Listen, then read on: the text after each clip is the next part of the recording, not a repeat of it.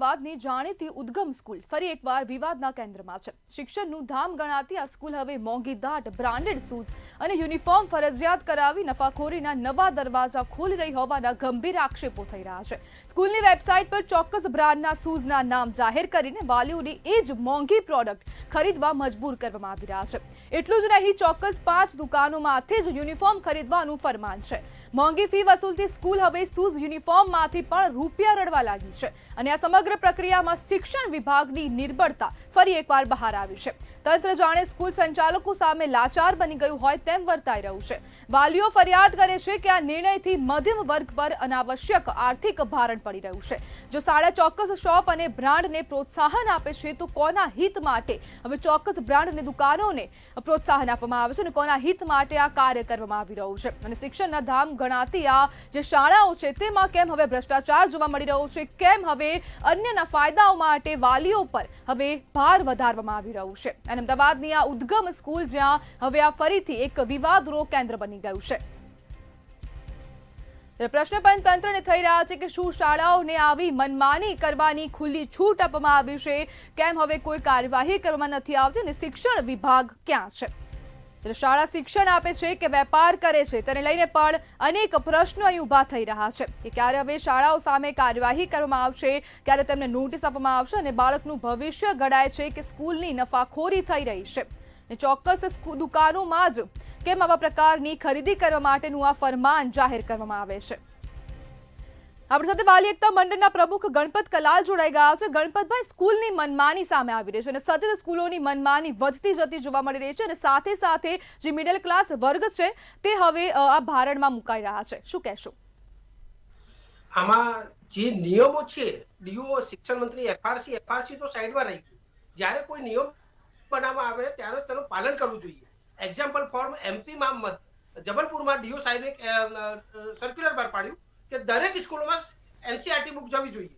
ત્યાંના કલેક્ટરે ઓર્ડરને એક્સેપ્ટ કરીને આખા જબલપુર જિલ્લામાં એનસીઆરટી બુકો રજૂ થઈ ગઈ સાહેબ અને એ નિયમો પાલન થયા। આપણા ગુજરાતમાં જ્યારે બી ડીઓ સાહેબ છેલ્લા 5 વર્ષથી મહેનત કરી રહ્યા છે કે આ જે બૂટ ચંપલ, આ સ્કૂલ યુનિફોર્મ વગેરે એ બ્રાન્ડેડ એક જ દુકાનની બ્રાન્ડ લેવામાં જે આવે છે ને બહુ જ તદ્દન ખોટું છે। એક દુકાન 5 એરિયામાં ખોલી નાખતા હોય। એક્ઝામ્પલ પિન્ટુના અંદર આજની તારીખમાં તમે રેડ કરશો ને તો 10 સ્કૂલના યુનિફોર્મો ત્યાં ટાઈઅપ કરેલા મળશે અને સ્કૂલના ટાઈઅપ કરેલી જે વ્યક્તિઓ છે એ સ્કૂલની વ્યક્તિઓ જે સ્કૂલ સંચાલકો એ માફિયા ચલાવી રહ્યા છે। સ્કૂલના ટીચરો નહીં સાહેબ, સ્કૂલના માફિયાઓ મતલબ એમને જે કમિશન મળી રહ્યા છે ને, કઈ બુક્સ મૂકવી કઈ ના મૂકવી, કયા સૂક્ષ્મ, અહીંયા સુધી સ્કૂલોમાં તો લોકોના પેન્ટ ઊંચું કરીને શૂઝનો લોગો દેખવામાં આવે કે આ ખરેખર આ સોક્સ એ જ છે, આ શૂઝ એ જ છે, આ સ્વેટર એ જ છે, તો જ એ લોકોને અંદર એન્ટ્રી આપતા હોય છે। ગણપતભાઈ, હવે સ્કૂલો મનમાની કરી રહી છે તો વાલી મંડળ શું કરી રહ્યું છે? તે અવાજ કેમ નથી ઉઠાવતું? હવે નવા શિક્ષણ મંત્રી જે આવ્યા છે, અત્યાર સુધીના જે બી શિક્ષણ મંત્રીઓ હતા, ચુડાસમા સાહેબ થી લગાઈને જીતુભાઈ વાઘાણી થી લગાઈને અત્યાર સુધીના કુબેર ડિંડોર સાહેબ સુધીના, હવે જે નવા શિક્ષણ મંત્રી છે કંઈક એજ્યુકેશન વાળા લાગી રહ્યા છે।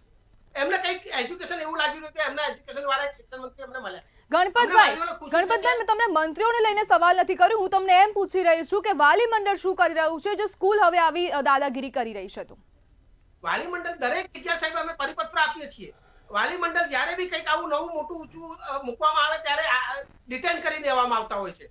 અમને રેલીઓ કરવા નથી દેતા, અમે પરમિશન માંગીએ, પરમિશનો નથી આપતા, તો પછી અમે જઈશું ક્યાં? સરકાર પોતે ડીઓ સાહેબે અમારી બધી રજૂઆતો સાંભળી છે અને ડીઓ સાહેબે ઘણી જગ્યાએ અમારા ફેવરમાં એમને જજમેન્ટ બી આપ્યા છે। રોહિત ચૌધરી સાહેબનું નામ સાથે કહી શકું, અમને ઘણી બધી હેલ્પ કરી છે, પણ ઘણી જગ્યાએ સ્કૂલો સંચાલકો કેમ નથી કરતા? તેનો નિયમ પાલન સરકાર અને એફઆરસી કેમ નથી કરાવતા? એ કાયદો કેમ નથી લાવતા? અને કાયદો લાવે છે તો એ માફિયાઓ કેમ એની પર હાવી થઈ જાય છે અને હાવી થઈ ગયા પછી બી એ ધંધો પાછો ચાલતો રહે? તમે 2-5 લાખ રૂપિયાનો દંડ આપી દેતા હોય, શું એ યોગ્ય છે? 2 છોકરાની ફીસ નથી 2-5 લાખ રૂપિયાનો દંડો। તમે દંડનો એવો દંડ કરો કે ખબર પડવી જોઈએ આખા ગુજરાતને કે શિક્ષણે કંઈક સારું કદમ ઉઠાવ્યું હોય। જબલપુરમાં જે ડીઓ સાહેબ, જે કલેક્ટર સાહેબે જે ડિસિઝન લીધું ને, એવું ડિસિઝન આપતા ગુજરાતમાં હોવું જોઈએ। જી બિલકુલ, ગણપતભાઈ, જોડવા બદલ આપનો આભાર। શાળા સંચાલકોની મનમાની સામે હવે વાલીઓ પણ ગુસ્સે ભરાઈ ગયા છે અને શૂઝ યુનિફોર્મમાંથી કમાણી કરવાનું વાલીઓ દ્વારા આરોપ લગાવવામાં આવી રહ્યો છે.